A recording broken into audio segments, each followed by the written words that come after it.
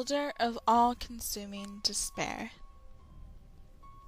Go to any abandoned building in any city in the state of California.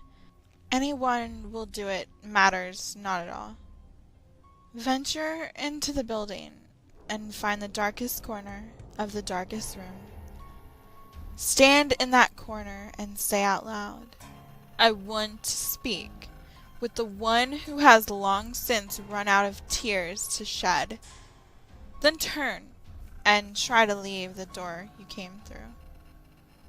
The door will not lead back to the way you came, but instead into a small room.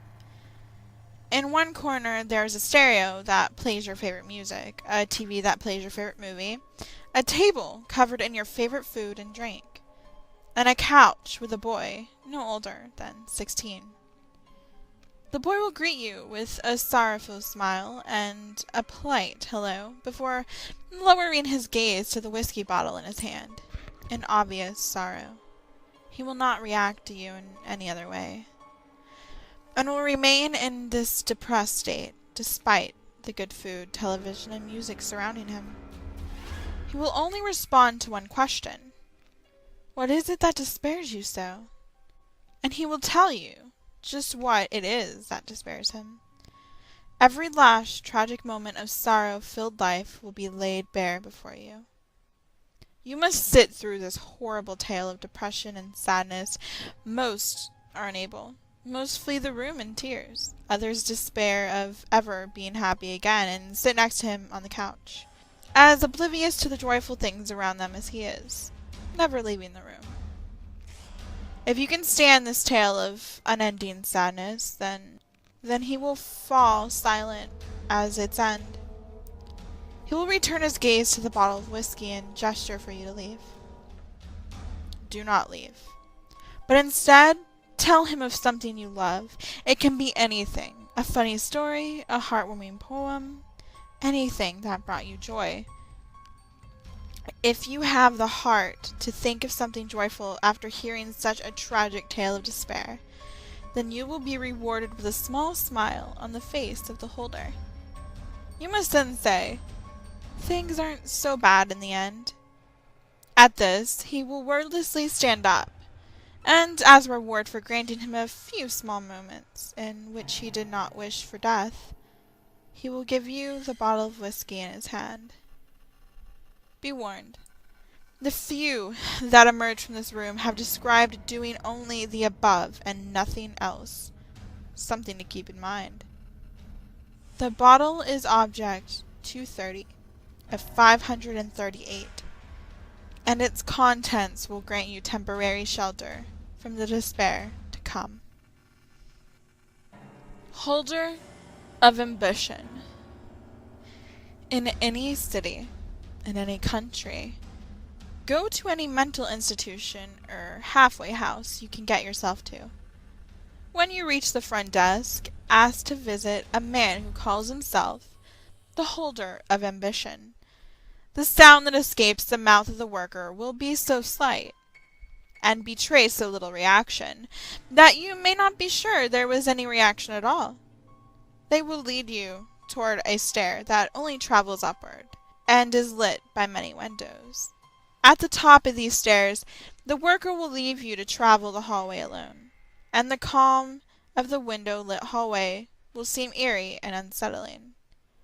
Should you see a shadow traveling along the wall, do not follow it, for it is the one thing that will lead you where you do not wish to go, to a place that you cannot hope to return from, to a place of your own silent fears and failures. No matter what form it takes, how it teases and taunts your dreams with the greatest of your desires and hopes, do not even let your eyes tempt you to where it leads. If you make it to the end of the hallway without losing sight of your goal, you will see an open doorway with no locks, no bolts, and no restraints, waiting for you with a soft light. If you choose not to enter it, only walk directly back to the way you came without attempting to peek around or into other doors, or you will meet the shadow and what it hides. Should you enter the doorway, you will find a room lit by windows that cover the entire length of every wall, too high to reach and shining with a light that seems far less natural than the sun and the moon. In the center of the room will be a tall, healthy man, standing naked and looking out into the light. His body is covered in uncountable tattoos and scars, where none of his skin is recognizable as it once was other than his face. Should you look where he looks, you will see nothing and learn nothing. He will react to no act or words other than the one question: what joins them together? The man will turn to look you in the eyes.